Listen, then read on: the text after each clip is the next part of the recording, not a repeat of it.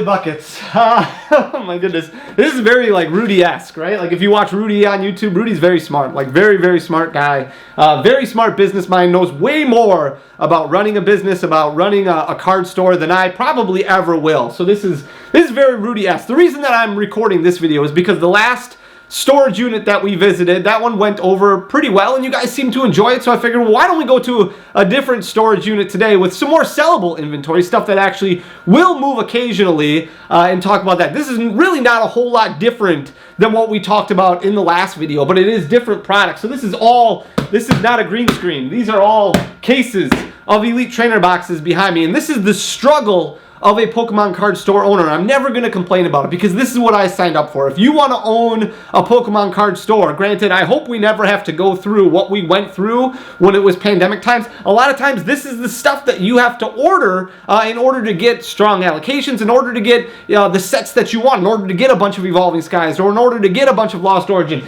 There's Lost Origin ETBs in here. We've got Paldean Fates, we've got Astral Radiance, we've got Shining Fates, we've got Obsidian Flames, we've got Silver Tempest, there's basically Elite Trainer boxes from almost every single set outside of like Chilling Rain, outside of Evolving Skies, because those moved really well. Right now these move okay, they move occasionally, but they don't move a ton. And I know, like I said, I'm not going to complain ever, because a long time ago when I had this dream or this idea of owning a Pokemon card store, that is what I signed up for. This is what I want. And I know a lot of people are like, hey, I want to open up a Pokemon card store. And I say, a lot of times when I used to say that, when I used to say, hey, I want to do that, what advice can you give me? A lot of people would tell me, don't do it. Like, don't do it. The margins are bad. It's not going to be good, right? Like, that is, if you've ever asked any business owner, like, that's probably a lot of times what you get in response. And I understand now, I understand a lot better why they say that. However, if this is something that's like a burning desire of yours to do,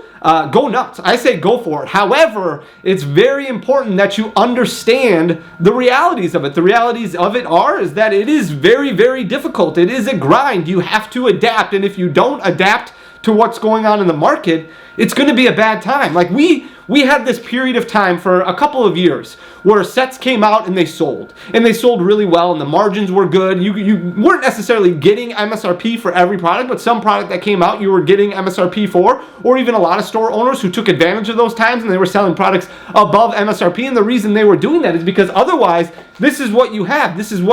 You have Shining Fates Elite Trainer boxes, which came out multiple years ago, which are still not even moving, still not even selling. Even if you lower them below MSRP, even if you sell them below market price, the thing is a lot of people have already opened this product. A lot of people have already bought this product and they're kind of moving on. The Scarlet and Violet generation is very difficult. And that's kind of what we're going to talk about in today's video, is how difficult things are. And if you don't adapt, it's going to be a problem. That's why there's so many card stores and places like that. A lot of stores that popped up during the pandemic that are struggling or that are closing, and it's not fun. LGSs are not having a great time all over the place because the margins are just not there, especially when it comes to Pokemon card stores. We talked a lot during the pandemic about allocations and things like that. A lot of card stores in general, just card stores in general, were focusing on products that had some sort of margins. This is when Magic the Gathering was a lot better than what it is now, or at least a little bit better than where it was now. Now, I mean, Yu-Gi-Oh was a little bit better then than where it is now. Like, you could focus on other card games and you could kind of adapt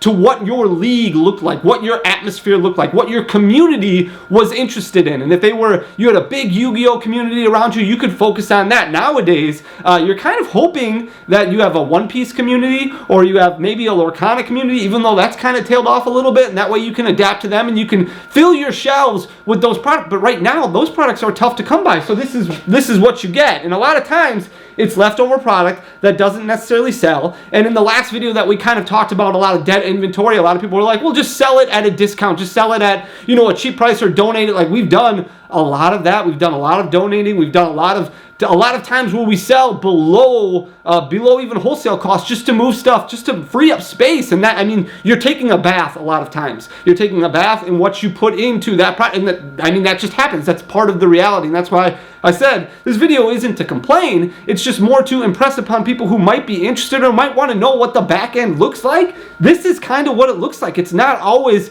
easy. It's not always this easy thing. That's why we focus a lot on this channel about going out and looking at singles and selling on TCG platforms Player and looking through bulk and trying to find things that will help expand your storefront so that way you can continue to keep the doors open. Because right now, I mean, I haven't even looked up what Astral Radiance Elite Trainer boxes are selling for, but I would imagine they're probably selling for around $30, $35 at the most, and that's a shipped price on TCG Player. If you factor in fees or something like that, 13, 14% fees plus 30 cents on every transaction plus $10 to ship or $8 to ship, or even if you get a really good discount and you can ship for like $5, $6, like, you're paying wholesale on Astral Radiance ETBs. You already paid for them because they're probably not still in stock at distribution anymore. You probably already paid for these $24, $25, $26, somewhere around that ballpark, with the MSRP being $40 on it. Well, this product is a couple years old, and it's still not even close to that $40 price point. And now we have hit the point where a lot of people aren't even focused on Scarlet and Violet. A lot of people, Scarlet and Violet has not grabbed their attention at all,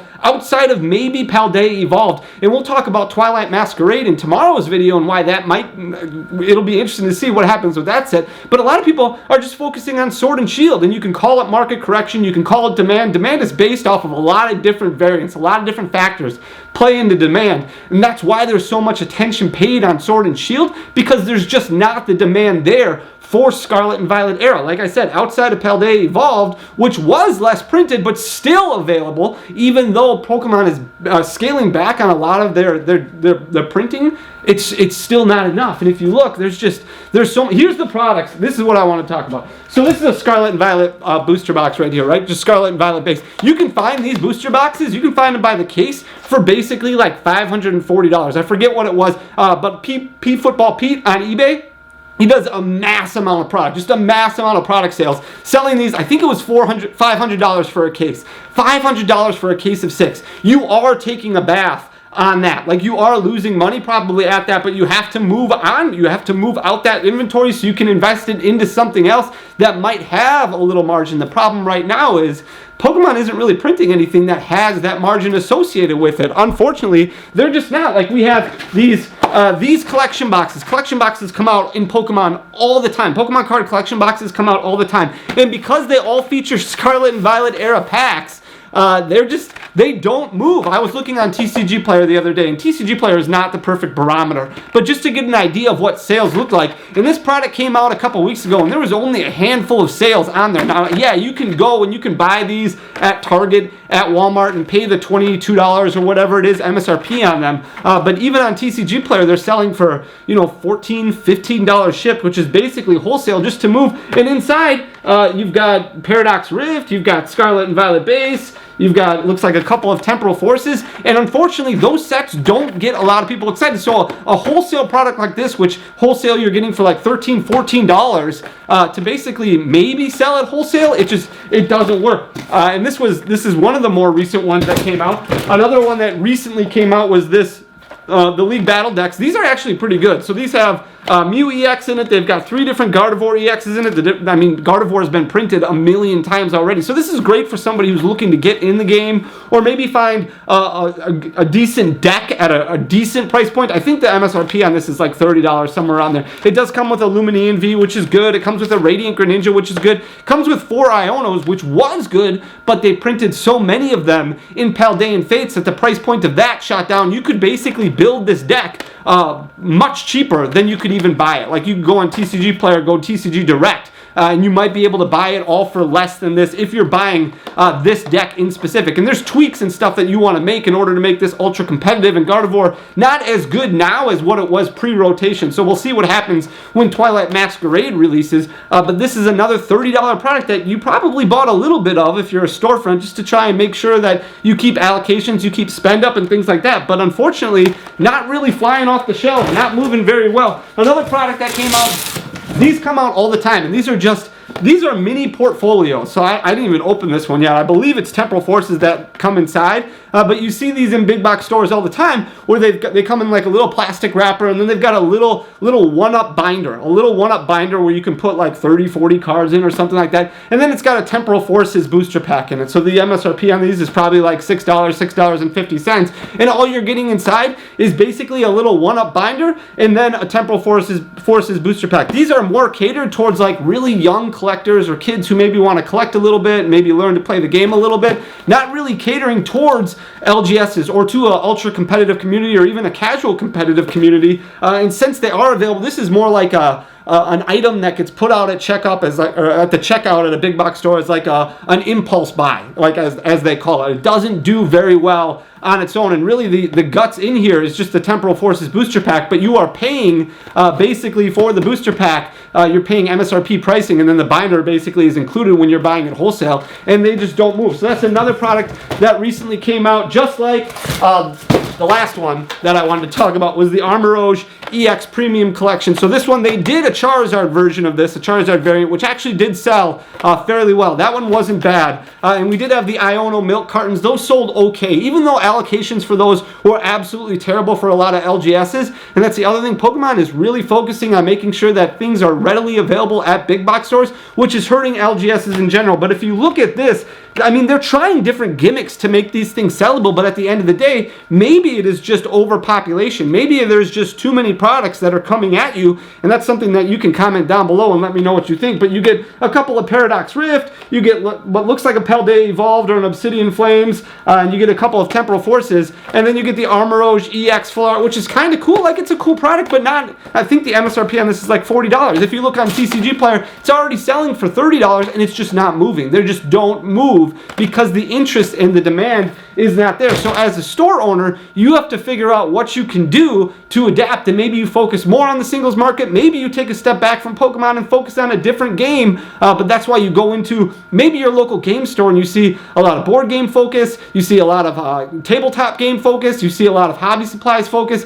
because it is so difficult. And right now, the demand from the market focuses a lot more on Sword and Shield. Well, if you go to distribution channels, there's not a whole lot of Sword and Shield product available. You might be able to find some collection boxes that have Sword and Shield packs in them, but people want booster boxes. People want those booster boxes, and unfortunately, even if your distributor has some, they're probably limited and they're probably selling for market price, and because of that, there is no margin that can be made, and that makes things very difficult. So it's very important for storefronts to try and figure out a way to adapt. These are just part of the struggles that a lot of storefronts have to deal with, and I just wanted to kind of communicate that. Like I said, the last video went over pretty well as far as kind of seeing what the back end looks like, and like I said at the beginning of the video, I know this looks very Rudy-esque, but this is really what a lot of storefronts are dealing with, a lot of storefronts are looking at, and maybe they're moving this product a lot faster because they are dropping it at wholesale and selling it just to move inventory. But unfortunately, right now, at the end of the day, a storefront, a business, is going to need some sort of margins in order to stay open. And the entirety of the Scarlet and Violet generation right now, outside of 151,